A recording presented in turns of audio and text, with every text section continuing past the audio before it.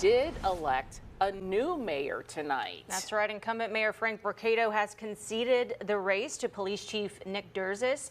Let's take a look at those numbers from that race. Nick Derzis taking 56% of the vote compared to Frank Brocato's 44%. CBS 42's morning news anchor David Lamb joins us now live in Hoover. David, a big win for Derzis tonight.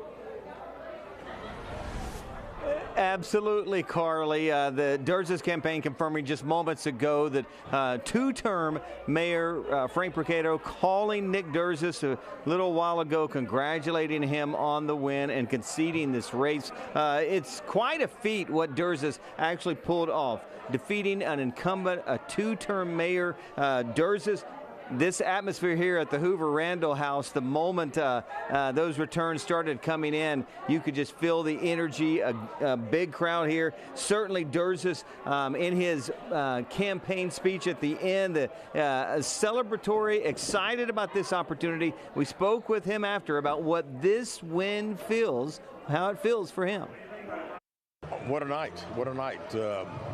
6 months of hard work, 6 months of knocking on doors, 6 months of talking to people and finding out really what they wanted to see in the city.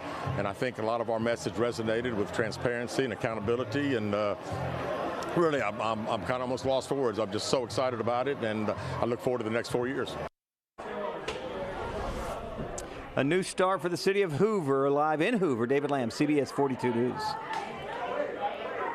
All right, David, thank you. And let's get over to Birmingham. Sydney Spencer is there at Mayor Randall Wolfen's watch party. We want to hear